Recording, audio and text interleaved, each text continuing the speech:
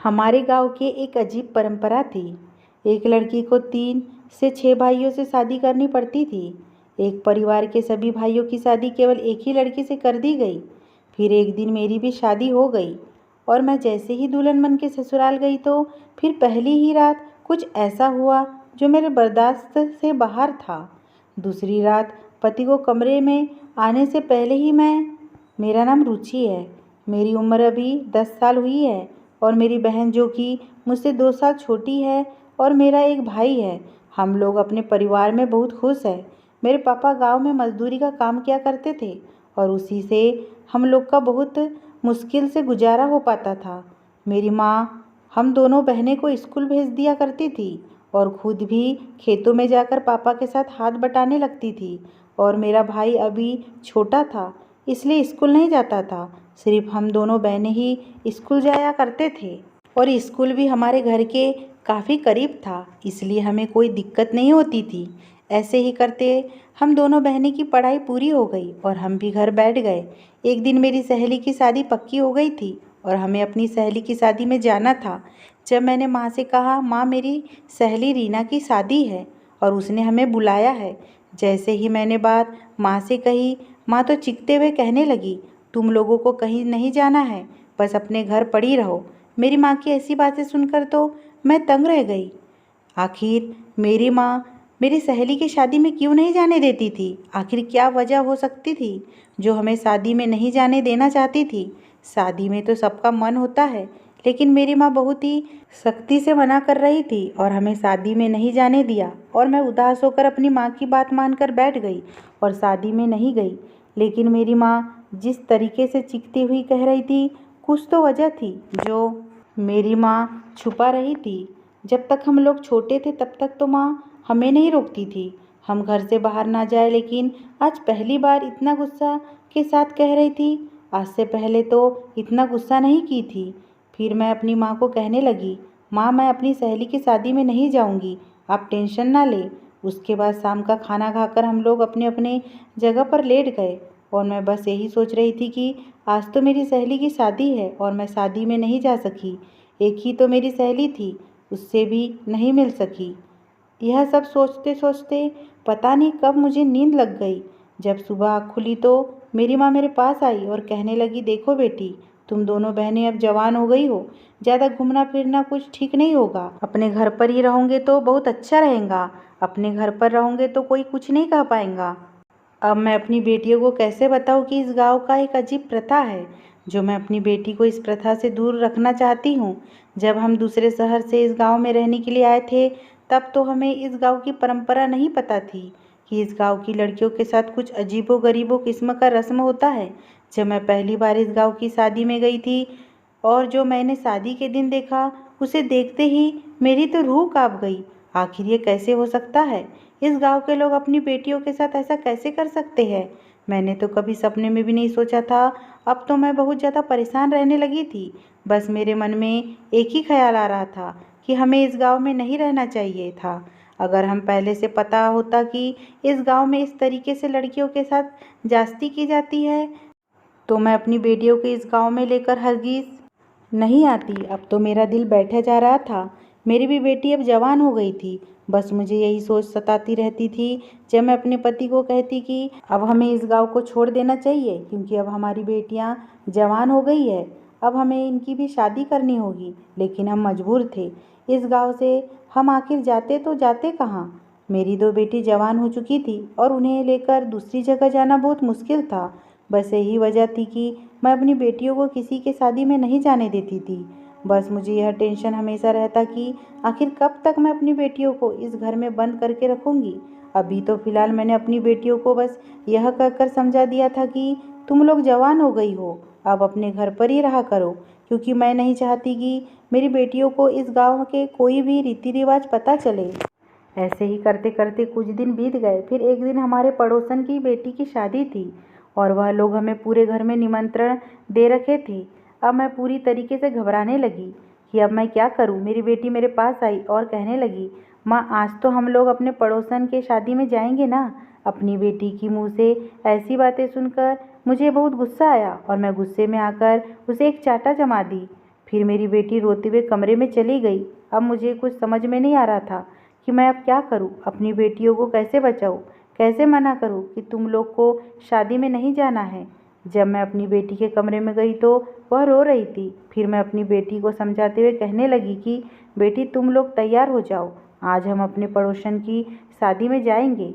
फिर मेरी दोनों बेटियां तैयार हो गई और रात हुई तो हम लोग शादी में चले गई। आज मेरी दोनों बेटियां बहुत खुश लग रही थी, लेकिन मेरा दिल बैठा जा रहा था कि आज मेरी बेटियों को यहाँ का राज पता चल जाएगा। बस मैं यही सोच रही थी कि शादी होने से पहले ही मैं अपनी बेटियों को अपने साथ लेकर घर वापस चली जाऊँ।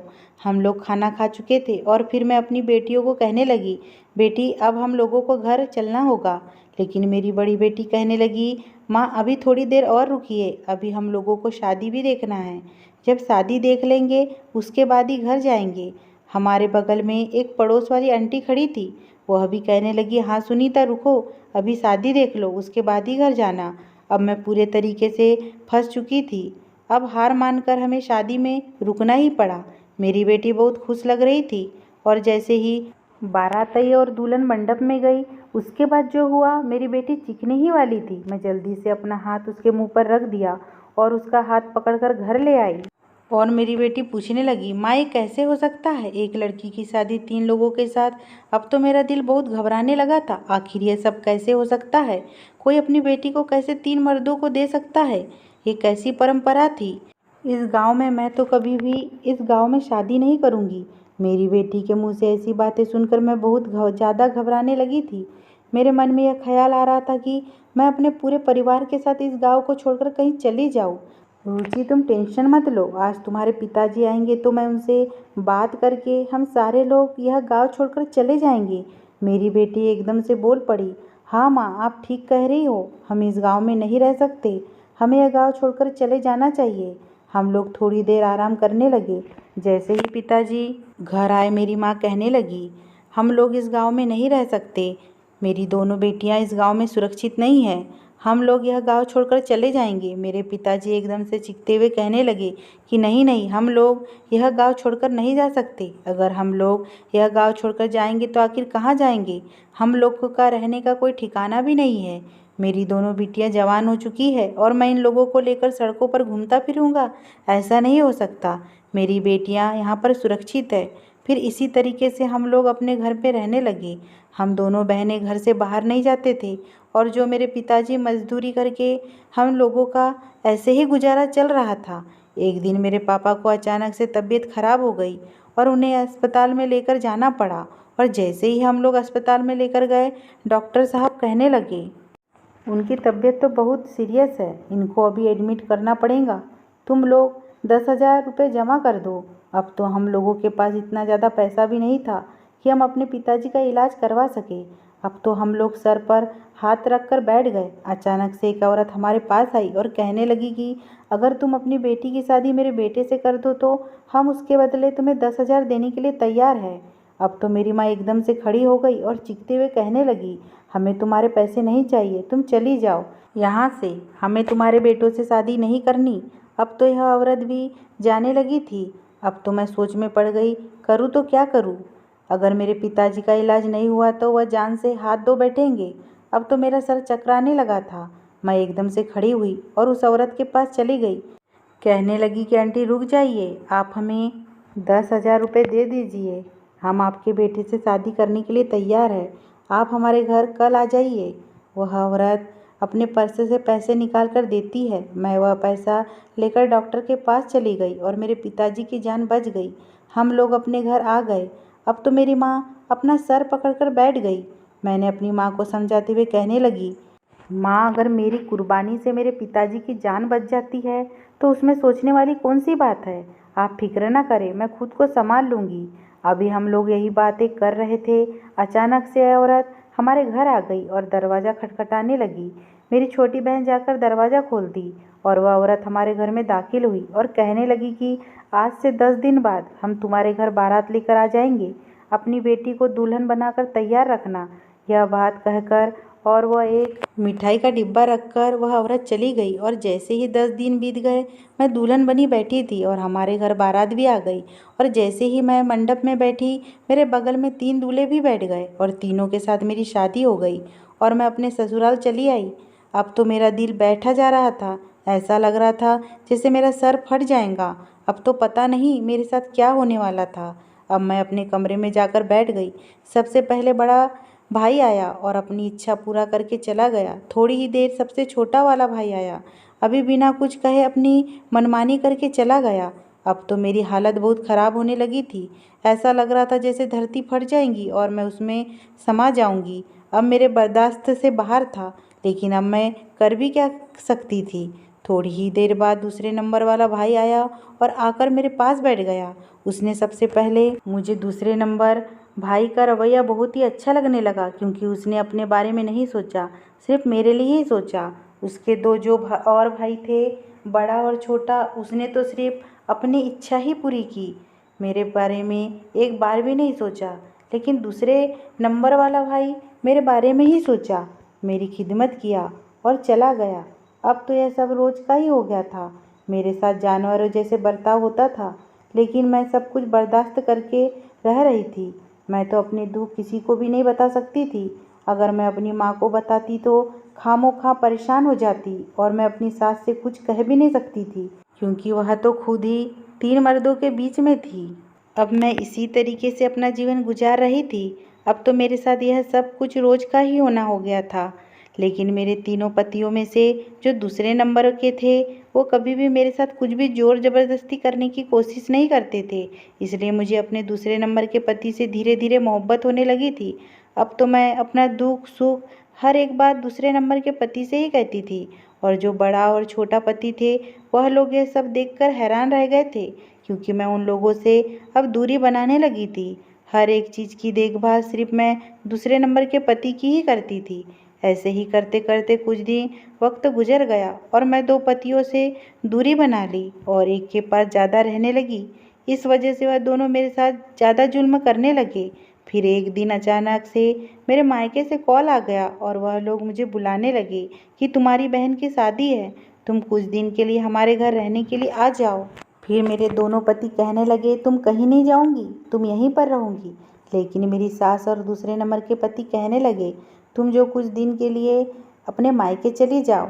उसके बाद से मुझे मेरे पति जो ही बहुत ज़्यादा मानते थे और वह भी मुझसे मोहब्बत करने लगे थे, वह मुझे मेरे मायके छोड़ने के लिए आ गए। और जो मेरे 2 पति थे, वह लोग हाथ मलते रह गए। जब मैं अपने मायके पहुंची तो मेरी बहन रोते हुए मेरे पास आई और कहने लगी कि दीदी, मैं शादी नहीं करूंगी, मुझे यह शादी हरगिज़ भी नहीं करनी है। अगर मेरे साथ भी यही सब कुछ हुआ तो मैं तो बिल्कुल भी बर्दाश्त नहीं कर पाऊंगी। अगर मेरी भी शादी 3 लड़कों से हो गई तो मैं जीते जी मर जाऊंगी। मैं अपनी बहन को समझाने लगी और माँ से पूछने लगी, माँ, आप लोग शादी जिस लड़के से कर रहे हो, वह लड़का कहाँ का रहने वाला है और कौन है? मेरी माँ कहने लगी, बेटा तुम फिक्र ना करो, हम इसकी शादी इस गांव से दूर दूसरे शहर में कर रहे हैं। वो लोग बहुत ही अच्छे हैं, यह वहाँ पर बहुत खुश रहेंगी। फिर मैंने कहा, ठीक है माँ। उसके बाद मैं अपनी बहन को समझाने लगी, देखो तुम इस गांव से कहीं दूर शहर में चली जाओ। अगर तुम्हारी भी शादी इस गांव में हो गई तो बहुत ही बुरा होगा, पता नहीं वह लोग कैसे होंगे। तुम कहीं दूर शहर में चली जाऊंगी तो बहुत अच्छा होगा। फिर मेरी बहन कहने लगी कि ठीक है दीदी, मैं शादी के लिए तैयार हूँ। और थोड़ी देर के बाद मेरी बहन की भी शादी हो गई और लोग बहुत अच्छे ख़ानदान से थे और मेरी बहन को ब्याह कर अपने घर लेकर चले गए और मैं अपने पति के साथ अपने ससुराल चली आई। और फिर धीरे धीरे मैं 2 पतियों से दूरी एकदम से बना ली। जो वह लोग मेरे साथ बदसलूकी से पेश आते थे, जो मेरे बर्दाश्त से बाहर था, और जो मेरा दूसरा पति था, वह तो सिर्फ मेरे दुख सुख में खड़े होते थे। बस यही वजह थी कि मैं उनके करीब खिंचते हुई चली जा रही थी। अब हम दोनों में बहुत ज़्यादा मोहब्बत हो गई थी। जब रात होती तो मेरे दूसरे पति को बर्दाश्त नहीं होता कि मेरे पास उसके 2 भाई आए। मेरी तो मजबूरी थी, जो यह गांव की परंपरा थी, मैं तो उसे निभाने के लिए मजबूर थी। लेकिन मेरे दूसरे नंबर का पति, वह तो मुझे बेइंतहा मोहब्बत करने लगा था। उसे बर्दाश्त नहीं होता कि कोई उसके अलावा मेरे पास आए। इसी तरीके से मेरी ज़िंदगी गुजर रही थी। फिर एक दिन अचानक से मेरे साथ कुछ ऐसा हुआ जो दिल दहला देने के लिए काफ़ी था। मेरे दो पति कमरे में आते ही अंदर से कुंडी लगा दिया और फिर मेरे साथ जो किया मैं तो कभी सोच भी नहीं सकती थी। मैं जैसे ही बेहोश अपने बिस्तर पर पड़ी वह दोनों लोग मुझे छोड़कर चले गए। जब मेरे दूसरे नंबर का पति आया और आते ही मुझे अपनी बाहों में भर लिया और मुझे होश में लाने की कोशिश करने लगा, और जैसे ही मुझे होश आया मेरा सारा सामान पैक करने लगा और कहने लगा कि हम लोग अभी और इसी वक्त यह घर छोड़कर भाग जाएंगे। और दोनों लोग बाहर से सुन रहे थे। मेरी हालत इतनी भी अच्छी नहीं थी कि मैं अभी और इसी वक्त घर से बाहर जा सकती थी, इसलिए मैंने मना कर दिया कि मैं अभी कहीं नहीं जा सकूंगी क्योंकि मैं चलने की हालत में नहीं हूँ। और मेरे पति कहने लगे कि कल रात होते ही पहले ही हम दोनों लोग घर छोड़कर चले जाएंगे। फिर मैंने हामी में सर हिला दिया और फिर जैसे ही सुबह हो गई मेरे पति मेरे पास आए और कहने लगे कि मैं तुम्हारा इस जगह पर इंतज़ार करूँगा और तुम टाइम पे वहाँ पर पहुँच जाना क्योंकि हम दोनों साथ में नहीं निकल सकते। तुम किसी बहाने से चली आना। मैं भी कहा कि हाँ ठीक है। उसके बाद जैसे ही शाम हुई मेरे पति की बताई हुई जगह पर पहुंच गई, लेकिन तीसरे नंबर वाला पति मेरे पास आया और कहने लगा कि तुम कहाँ जा रही हो? मेरे बड़े भाई का एक्सीडेंट हो गया है, वह अस्पताल में भर्ती है और तुम्हें ही बुला रहा है। मुझे बताया कि तुम इस पते पे चलो, वहीं पर तुम्हें वो मिल जाएगा। अब तो मेरा दिल बहुत ज़्यादा घबराने लगा था। एक वही तो था जो मेरा दुख सुख समझता था। अब मैं उसके पीछे पीछे जाने लगी। अब मुझे क्या पता था कि मेरे साथ आगे क्या होने वाला है। मैं तो फिलहाल चली ही जा रही थी। फिर कुछ दूर पर मेरे दोनों पति खड़े होकर मुस्कुरा रहे थे और कहने लगे कि जो तुम दोनों लोग प्लान बनाए थे वह सब कुछ फेल हो गया। तुम क्या समझी थी कि तुम हम दोनों भाई को धोखा देकर घर से भाग जाऊंगी और हम लोग कुछ नहीं करेंगे? जब तुम दोनों लोग बातें कर रहे थे तो हम दोनों भाई वहीं पर खड़े होकर तुम दोनों की बातें सुन रहे थे। अब तो मेरे पैरों तले से ज़मीन निकल गई। आखिर ये सब मेरे साथ क्या हो रहा था? अब तो मैं ऐसी बुरी मुसीबत में फंस चुकी थी कि यहाँ से निकलना बहुत ही मुश्किल था और लोग मेरे करीब आने लगे जो कि मेरे बर्दाश्त से बाहर था। अब मैं इन दोनों के साथ एक भी रात नहीं गुजार सकती थी। अब मुझे कुछ समझ नहीं आ रहा था कि मैं क्या करूँ। वह लोग मेरे करीब आते ही रहे, लेकिन मैंने फौरन ही उन दोनों को धक्का दिया और भागते भागते एक पुल के पास पहुंच गई। वह दोनों लोग मेरे पीछे पीछे आते रहे। अब उन दोनों से बचने के लिए मेरे पास कोई और चारा नहीं था, इसलिए मैंने फैसला कर लिया था कि मैं अब अपनी ज़िंदगी ख़त्म कर लूँगी। वैसे भी ज़िंदा रहकर भी क्या कर सकती थी? हर रात जो दर्द मिलता था उससे तो बेहतर है कि मैं खुद को ख़त्म कर लूँ। मेरे अंदर इतनी शक्ति नहीं थी कि मैं इन दोनों को झेल सकूँ। एक बार मैंने अपने परिवार के बारे में सोचा, फिर अपने पति के बारे में सोचा जो मुझसे बहुत मोहब्बत करता है और मेरे साथ ऐसा कुछ भी नहीं किया था जो मुझे दर्द पहुंचा सके। अब मुझे नहीं पता था कि मेरा पति कहाँ है। अगर मैं घर वापस चली जाती तो हर रात वही दर्द मिलता जो जानवरों जैसे सुलूक होता है। जैसे ही वह लोग मेरे करीब आने की सोचने लगे मैं वहीं खड़ी पुल के ऊपर से कूद गई और अपनी जान दे बैठी। और जो मेरा पति था, जो मुझसे मोहब्बत करता था, उसने पुलिस के पास जाकर अपने दोनों भाइयों के खिलाफ रिपोर्ट दर्ज करवाई। उसने कहा कि यह दोनों लोग मिलकर अपनी पत्नी का कत्ल कर दिया है। यह दोनों लोग पुल के ऊपर से धक्का देकर जान से मार दिया है। जब पुलिस मेरे दोनों भाइयों को पकड़ कर ले गई तो फिर पुलिस ने इंक्वायरी की, आखिर तुम लोग उसके साथ ऐसा क्यों कर रहे थे? फिर मेरे भाई ने जो कहा उसे सुनते ही मैं सोच में पड़ गया। मेरा भाई कहने लगा कि मेरी जो पत्नी थी वह सिर्फ एक के ही साथ रह रही थी और हम दोनों को अनदेखा कर रही थी।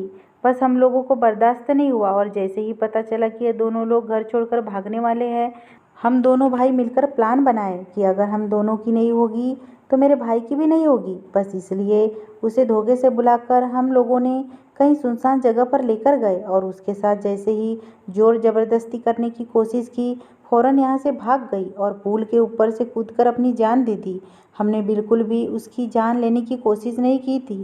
फिर पुलिस इंस्पेक्टर कहने लगे, तुम्हारा भाई तो उसे भगाने की कोशिश कर रहा था, फिर उसके साथ क्यों नहीं तुम दोनों लोगों ने मिलकर कुछ गलत किए? मेरा भाई कहने लगा कि मेरे भाई की इसमें कोई गलती नहीं थी, बस उसी की गलती थी, मेरी पत्नी की गलती थी। वही हम दोनों को अनदेखा करने लगी थी। बस इसी वजह से हम दोनों लोग मिलकर उसके साथ जोर ज़बरदस्ती धीरे धीरे करने लगे। अगर हम तीनों भाइयों को एक जैसा प्यार करती तो हम उसके साथ ऐसा बिल्कुल भी नहीं करते। लेकिन धीरे धीरे हम दोनों भाई को अलग करती चली गई। लेकिन मेरे दोनों भाइयों को सज़ा मिल गई क्योंकि दोनों लोग अपनी पत्नी के साथ बहुत ही बुरे तरीके से पेश आते थे। यह कैसी प्रथा है जो इंसान की भावनाओं को उलझा कर तोड़ मरोड़ कर रखे। क्या फ़ायदा ऐसी प्रथा का जो उससे जुड़े सभी लोगों का जीवन बर्बाद कर दे। एक औरत जिसे विवाहित सभी पुरुषों के साथ एक समान प्यार करे, यह कैसे मुमकिन है। वक्त आ गया है कि हम ऐसी निरर्थक और हानिकारक प्रभाव से हमेशा के लिए मुंह मोड़ लें। समय आ गया है कि हम ऐसी परंपराओं से दूर भागे, ना कि हम इसे दलदल में फंसे। अगर ये स्टोरी पसंद आई हो दोस्तों तो प्लीज़ सब्सक्राइब करना ना भूलें।